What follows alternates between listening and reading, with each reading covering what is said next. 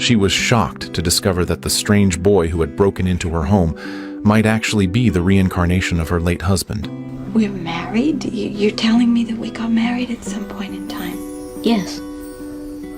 At that moment, Anna felt it was both absurd and laughable.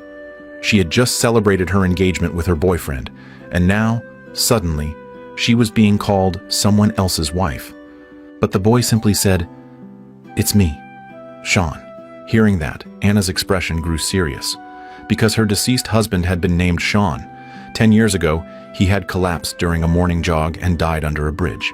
It had taken her a full decade to climb out of the grief of losing him, only to be mocked now by a child's cruel joke. Furious, she grabbed the boy and prepared to throw him out. But as they rode the elevator, the boy spoke again. "You'll be making a big mistake if you marry Joseph." Anna thought once she got rid of the boy, the whole ordeal would be over. But to her surprise, the very next morning she received a letter from him, boldly declaring, "Don't marry Joseph." Annoyed and confused, Anna shared the situation with her sister Laura. But as they talked, both of them couldn't help but laugh. Even Anna's fiancé Joseph wasn't overly concerned when he heard. He thought it was nothing more than a naughty prank by a mischievous child. Still, since their wedding was approaching, Joseph didn't want his fiancée to be disturbed anymore, so he called the security booth. Unfortunately, the boy happened to be the one who picked up the call downstairs. Joseph rushed down immediately, intending to scold him and send him away. But when he arrived, he saw nothing more than a harmless little boy, so he asked to meet the boy's parents. After talking to them, he learned that the boy's real name was, in fact, Sean. To prevent any further disturbance, Joseph had Sean promise in front of Anna and her father that he would stay away from them. But Sean simply looked at Anna with deep affection and said, No. Sean, tell her. No. Say it. I can't. I don't want you to bother me again. Anna's words hit Sean like a ton of bricks, his eyes filled with confusion and sorrow. As he watched her walk away, Sean suddenly collapsed to the ground, as if all the faith holding him together had shattered in that instant. From that moment on, Anna often found herself inexplicably distracted, as the boy's melancholic yet determined gaze bore an uncanny resemblance to her late husband, once again stirring her deep longing for him.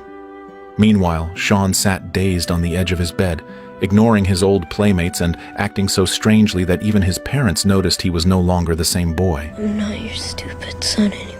One day, Sean called Anna again, asking her to meet him at the park, a place only the two of them knew. But when Anna arrived, the park was empty, and just ahead was the very spot where her husband had passed away. With a nervous and uneasy heart, she walked toward the bridge tunnel, and just as she feared, the boy appeared. Tears welled in Anna's eyes. She was shaken, because the only people who knew this place were the police and her late husband. Who told me there wasn't a Santa Claus? I'll know them when I see them. Determined to get to the truth, Anna visited the boy's mother and asked if he could stay at her house for a few days. To their surprise, the moment they stepped through the door, the boy walked straight into the study, Sean's former workspace. Everyone was stunned. This was the boy's first time in the house, yet he found the study without hesitation, and even his sitting posture and mannerisms were almost identical to those of the late Sean. Then, upon seeing an elderly lady in the room, the boy answered a question Anna had asked him the day before. "And do you know my name? You were the one that told Anna there wasn't a Santa Claus." He was right. Anna was speechless, shocked, confused, and unsure whether this boy could truly be her husband reborn. To test her theory, Anna tracked down people who had known Sean and had them question the boy. To her astonishment, he answered every question flawlessly. He not only accurately recited Sean's personal information, but even revealed private memories that only Sean and Anna could have known. Everyone was baffled. Even Joseph began to feel unsettled and afraid. From that moment on, Anna, who had never truly let go of Sean, began to trust the boy more and more. The next day, she picked him up from school with a heavy heart, hoping to persuade him to leave. But looking into that innocent young face, she wondered if this really was the man she had once loved so deeply. She swallowed her words, afraid they'd betray her emotions the moment she spoke. She then found Sean's closest friends and told them everything that had happened. Although they thought the idea was absurd, Anna was already firmly convinced in her heart that the boy was Sean. Even so, she didn't want to hurt Joseph, who had waited and stood by her for 10 years. So she asked her friends to help persuade the boy to walk away and begin a new life. Meanwhile, Joseph remained unaware of her plan. All he saw was that Anna and the boy were spending more and more time together, and it filled him with anxiety and dread. That night, at a concert, the boy kept kicking the back of Joseph's chair. Having kept it all in for too long, Joseph finally snapped. Joseph dragged the boy into a room and gave him a brutal beating, only stopping when others rushed in and pulled them apart. But that reckless outburst was seen clearly by Anna, and from that moment, the distance between their hearts began to grow.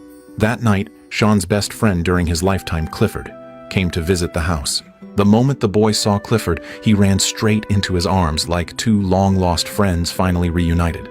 Clifford examined the boy's face carefully, but after the boy left, he said, "That's not Sean."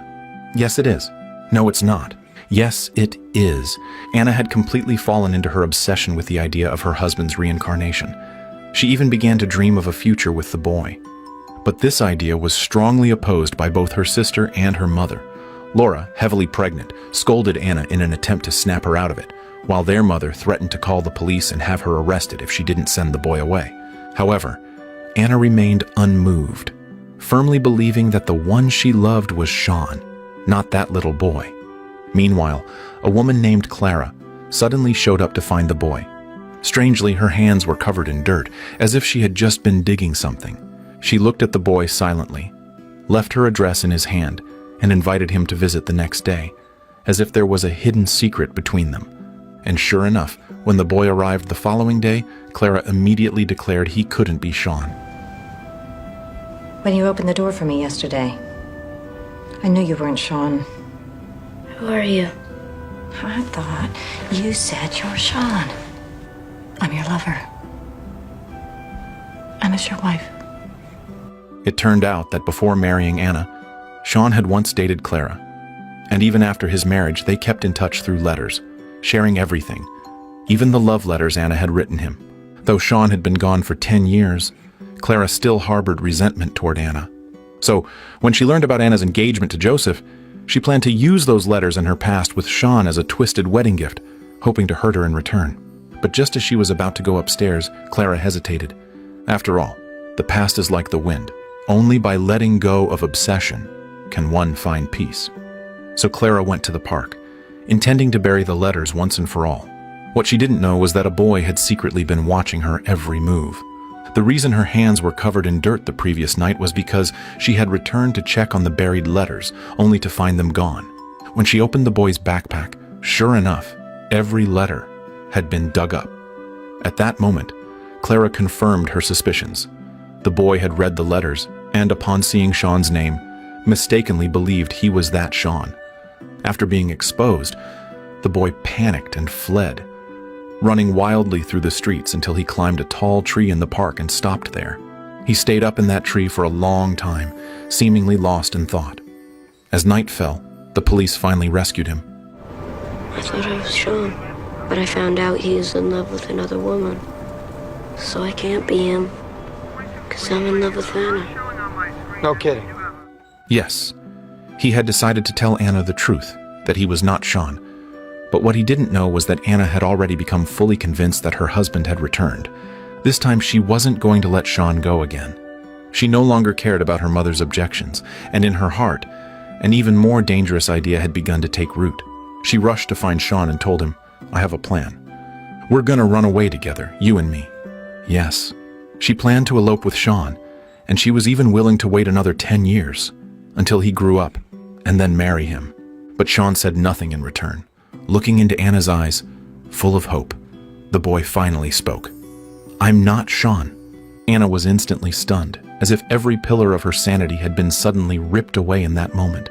She sat there, stunned and motionless, and after an endless silence, she suddenly grabbed the boy from the bathtub. After hearing him confirm it again, Anna broke down completely.